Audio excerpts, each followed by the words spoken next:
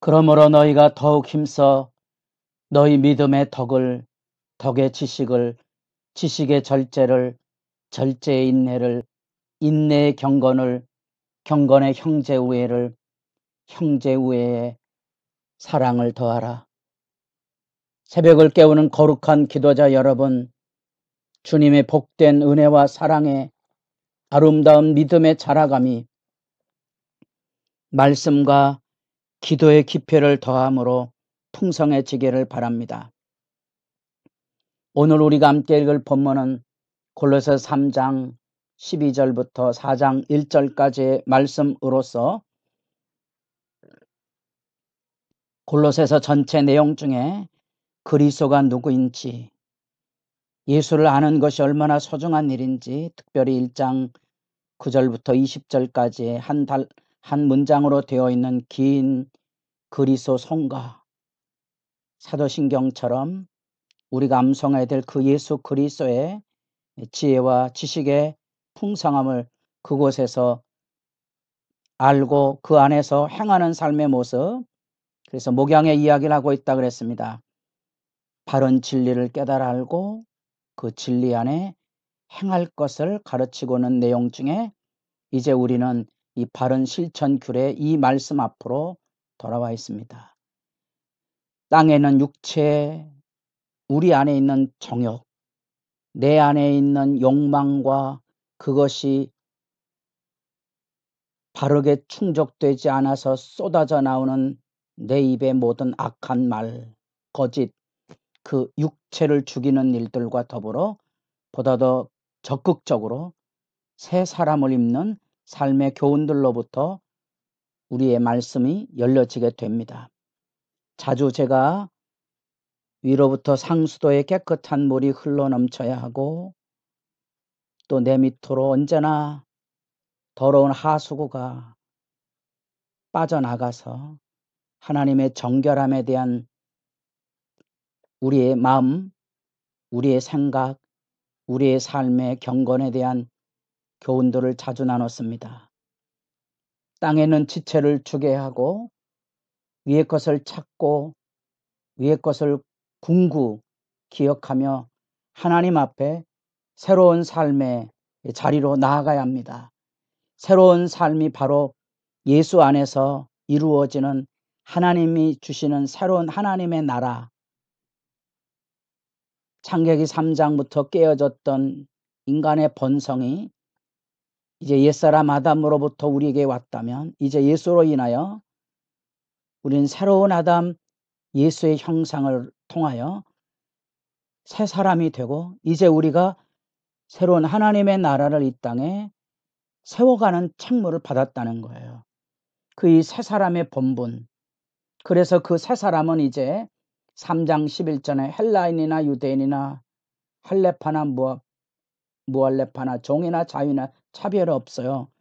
우리 모두가 그리스도 안에서 하나님의 형상을 본받도록 새롭게 창조된 삶을 살아야 되는 거지요.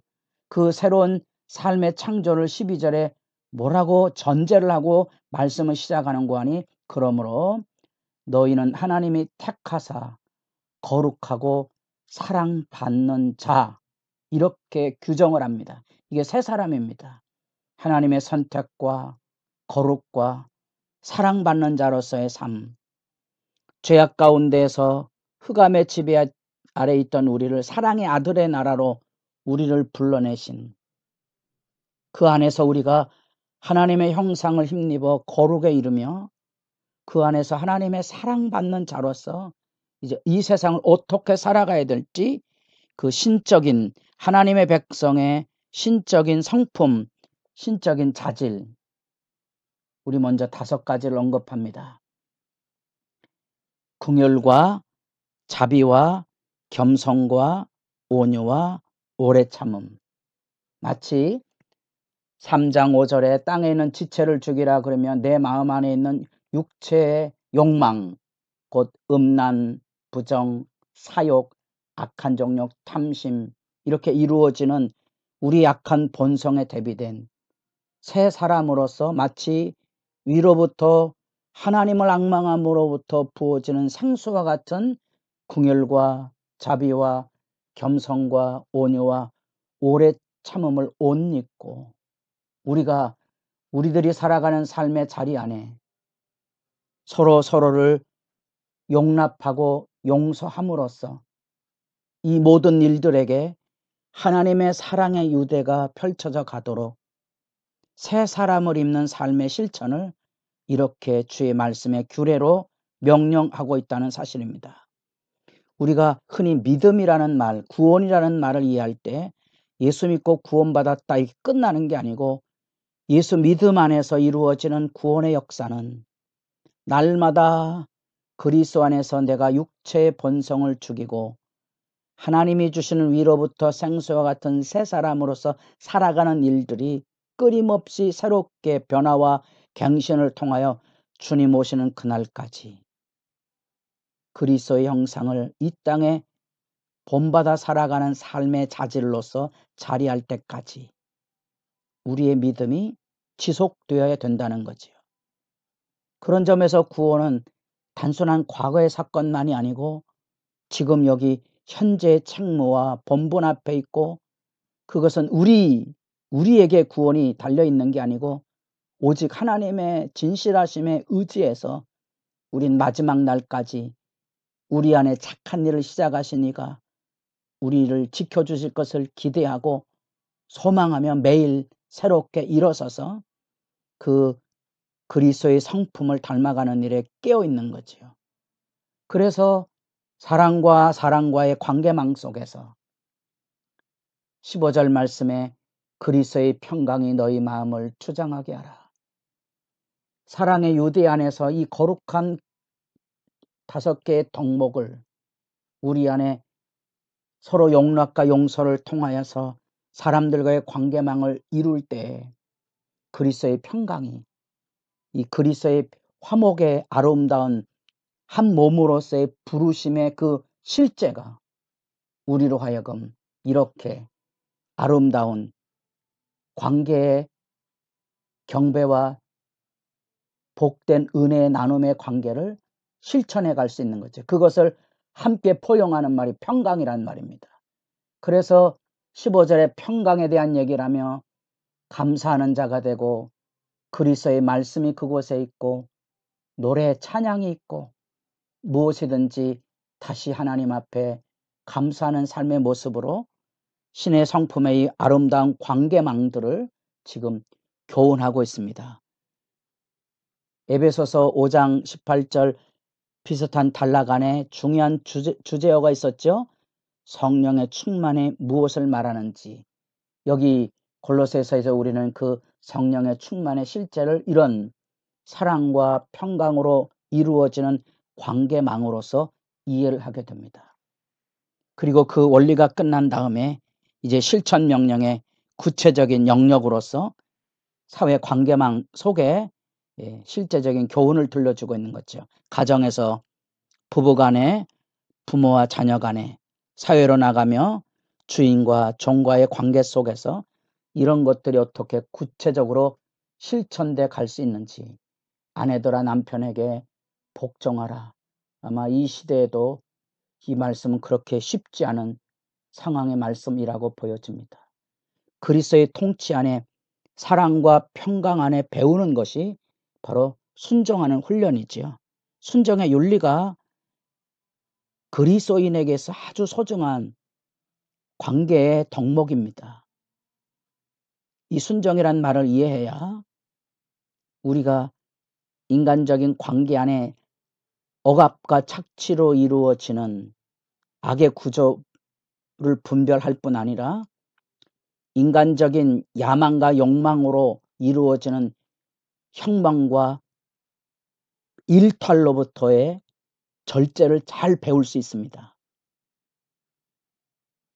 이 바울의 시대 안에 예수님의 시대 안에 로마의 압제에 주인과 종의 이런 무서운 억압과 착취의 관계가 단순히 혁명과 타파로 이루어지는 게 아니고 그 안에 신적인 성품으로 이루어지는 사랑과 평강의 관계 안에서 어떻게 극복이 되어 갈 것인지. 왜냐하면 그 안에 파괴적인 굴종이 있다면 그리스도인의 자유가 없는 거고요. 혁명과 타파가 이루어진다면 제도를 바꾸는 거지 사회 질서를 바꾸는 건 아니거든요. 또 다른 억압과 착취 구조를 낳을 뿐이죠. 그런 점에서 성경의 이 교훈은 우리가 생각하는 것처럼 단순히 그냥 복종의 윤리를 말하는 게 아니고요. 그 안에서 이루어지는 사랑과 존중의 내적인 근본적인 변화.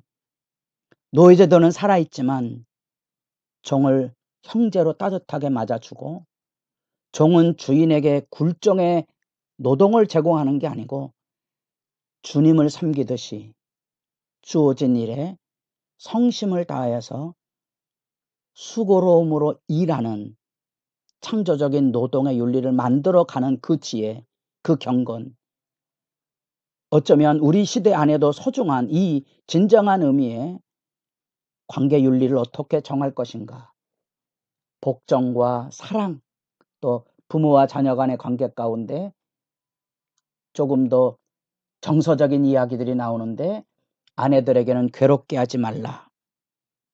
이 억압에 대한 이야기죠. 그것으로 인하여서 아내가 관계 속에서 약자로서 비참하게 떨어지지 않도록 보살핌이 있어야 되고, 아비들에게는 자녀들을 노엽게 하지 말라는 정서적인 상처를 말합니다. 그 말은 가혹하거나 과잉 억압으로 인하여서 그가 이제 낙심하지 않도록, 주인과 종에겐 더 실제적으로 죽게 하듯 하는 삶, 전심으로 자유의 노동을 하는 삶의 이야기들을 들려주고 있다는 사실입니다. 우리는 이 안에서 그리스도와 함께 죽고 그리스도 안에 살았던, 그런 그리스도 안에서 이루어진 성령의 새로운 창조, 그 안에 그리스도의 형상을 닮아가는 삶의 말씀 여러분 붙들고 하나님의 택함을 받아 거룩하고 사랑받은 자로서 어떻게 살아갈 것인지 말씀을 묵상하며 주 앞에 엎드려지는 시간이 복되기를 바랍니다.